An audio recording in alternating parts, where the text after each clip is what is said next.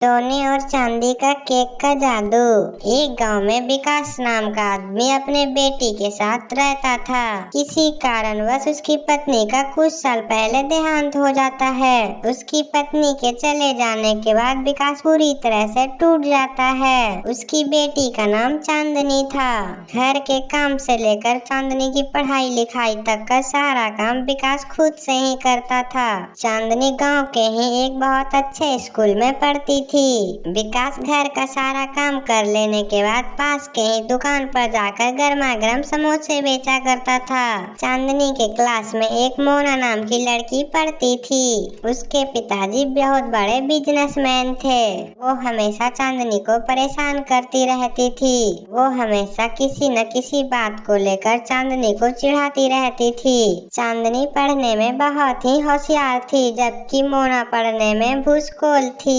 मोना, तुम पढ़ाई पर ध्यान दिया करो। तुम दिन पर दिन भूसकोल ही होते जा रही हो। जबकि तुम बगल वाली चांदनी को देखो, वह पढ़ने में कितनी तेज है, जबकि उसकी माँ भी नहीं है। ठीक है मैम, मैं आगे से ध्यान लगा कर पढ़ूंगी। तभी क्लास के सभी बच्चे मोना पर जोर जोर से हंसने लगते हैं। मुझे आज इस पढ़ने वाली लड़की के चक्कर में डांट पड़ी है। इस समोसे वाली लड़की को तो मैं छोड़ने वाली नहीं हूँ। इस लड़की को तो मैं अगले दिन देख लूंगी। अगले दिन चांदनी स्कूल जाती है तो उसके रास्ते में मोना और मोना के कुछ दोस्तें उसे दिखती है। जैसे ही चांदनी मोना के पास पहुंचती है तो मोना उसे धक्के देकर गिरा देती है। इस तरह चांदनी जमीन पर गिर जाती है। अरे जाओ जाओ, मैंने कोई तुझे धक्का नहीं दिया है, तू खुद से गिरी है। खुद थोड़ा देख कर चल लिया करो। अरे दोस्तों, क्या मैंने इसे धक्का दिया है? क्या मैंने इस समोसे वाली को धक्का दिया है? नहीं नहीं, तुमने तो समोसे वाली को धक्का नहीं दिया है, वो खुद से ही गिरी है। सुन लिया तुमने, मैंने तुम्हें कोई धक्का नहीं दिया है, तुमने खुद से ही गिरी है। और जाओ, मैडम को जो बताना होगा बता देना। और इतना कह के वो दोनों दोस्त वहाँ पर हंसने लगती है। और चांदनी ये सब देखकर उन लोगों से बिना कुछ कहे वहाँ से चली जाती है। अरे देखो देखो, इस समोसे वाली ने तो मुझसे झगड़ा भी नहीं किया। आज इसने अगर मुझसे झगड़ा करती तो मैं इसका पक्का हाथ पैर तोड़ देती। अरे देखो, इस वजह से मुझे किसी दिन फिर से इस समोसे वाली को मारना पड़ेगा। इसी तरह कुछ दिन और बीत जाते हैं और फिर मोना का बर्थडे आ जाता है। और मोना का बहुत अच्छे से घर सजाया हुआ था। हैप्पी बर्थडे बेटा मोना, बेटा हैप्पी बर्थडे। अरे वाह डैड, आपने तो कितनी अच्छी घर सजा रखी है। मैं तो इसे देखकर बहुत खुश हो गई। आज शाम हम सबसे बड़ी पार्टी रखेंगे। इसमें सभी पूरे गांव वाले को बुलाएंगे। तुम चाहो तो गांव की सभी दोस्तों को बुला सकती हो। अरे दोस्तों सुनो, आज शाम पूरे गांव की सबसे बड़ी पार्टी मेरे घर में है और सभी दोस्त मेरे घर पे आ जाना। और समोसे वाली, तुम भी इस पार्टी में जरूर आना। ठीक है मोना, मैं जरूर आऊंगी। और थोड़ी अच्छे कपड़े पहन के आना। तू अपनी इज्जत तो छोड़, मेरी इज्जत ही रख कर थोड़ी अच्छे कपड़े पहन कर आना। शाम को तैयार होकर मोना बर्थडे पार्टी में चली जाती है। वाह, कितनी बड़ी पार्टी है। इतनी बड़ी पार्टी तो आज तक मैंने कभी नहीं देखी थी।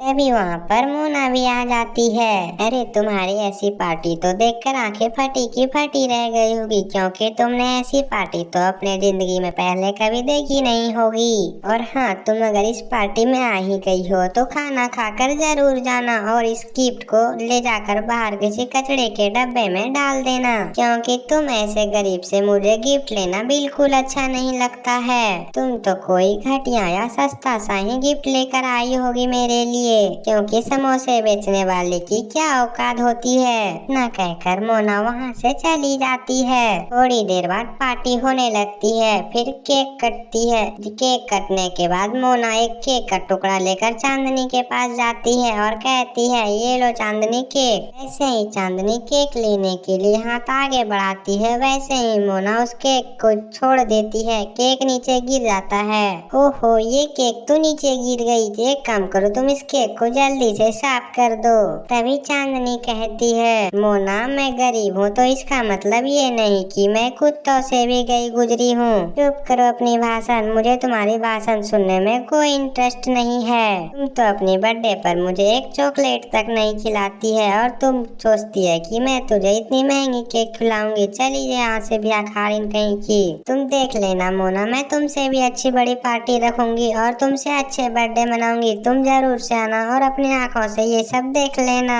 तभी हंसते हुए मोना बोलती है, तुम्हारे घर में केक तो छोड़ो, एक चॉकलेट तक भी आ जाए ये बहुत काफी है। ना कहकर चांदनी वहाँ से वापस घर चली आती है। चांदनी मुंह लटकाए हुए घर पहुँचती है। तभी उसके पापा उससे कहते हैं, अरे क्या हुआ बेटा, इतनी उदास और गुस्साए क्यों हो? पिताजी, मेरी गरीबी का सब लोग मजाक उड़ाते हैं। मेरे भी बर्थडे आने वाले हैं। क्या आप मुझे एक बढ़िया सा केक और ड्रेस नहीं ला कर दे सकते हो? क्योंकि मैं भी दिखाना चाहती हूँ कि मेरे भी पापा किसी के पापा से कम नहीं हैं। आप मेरे लिए एक केक ला कर दोगे ना? बस इतनी सी बात के लिए तुम टेंशन में हो? तुम टेंशन मत लो चांदनी बेटा, मैं तुम्हारे लिए बहुत अच्छे केक और बहुत बड़ी पार्टी का आयोजन कर दूंगा।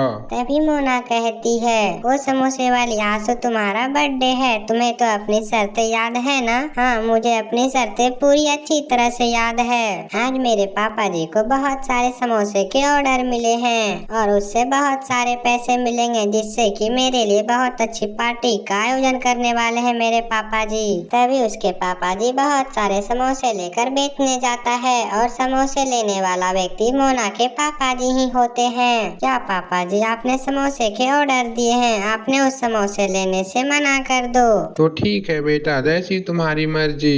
थोड़ी देर बाद चांदनी के पिताजी समोसे लेके मोना के पिताजी के पास चले जाते हैं। अरे भाई साहब, लीजिए ये आपके घर में गरम समोसे, इसके बदले मुझे आप पैसे दे दीजिए। अरे नहीं भाई साहब, ले जाइए आप ये समोसे, मैं आपके छोटे मोटे रेस्टोरेंट से समोसे नहीं लूंगा, मैं बड़ी अच्छी रेस्टोरेंट से समोसे ले लूंगा, आप ये समोसे वापस ले जाओ। अरे भाई साहब, ऐसा मत कीजिए, आज मेरी बेटी का बर्थडे है, उसके लिए मुझे कपड़े और गिफ्ट लेकर जाना है। अरे भाई साहब, आप यहाँ से चुपचाप चले जाओ, वरना मैं अभी आपकी पिटाई करवा दूंगा। चांदनी के पिताजी वहाँ से गुस्सा होकर चले जाता है। हे भगवान, मैं अपनी बेटी का वादा कैसे पूरा करूंगा? एक काम करता हूँ, मैं घूम घूम कर गली में समोसे बेच देता हूँ। तभी चांदनी के पिताजी घूम घूम कर समोसे बेचने लगते हैं। समोसे ले लो समोसे, गर्मा गर्म ताजे ताजे समोसे ले लो समोसे। अभी थोड़ी देर में बारिश भी शुरू हो जाती है और उसके सारे समोसे बारिश में भीग जाते हैं। हे भगवान, ये क्या हो गया? अब मैं क्या करूँ? अब मैं अपनी बेटी को मुंह कैसे दिखाऊंगा?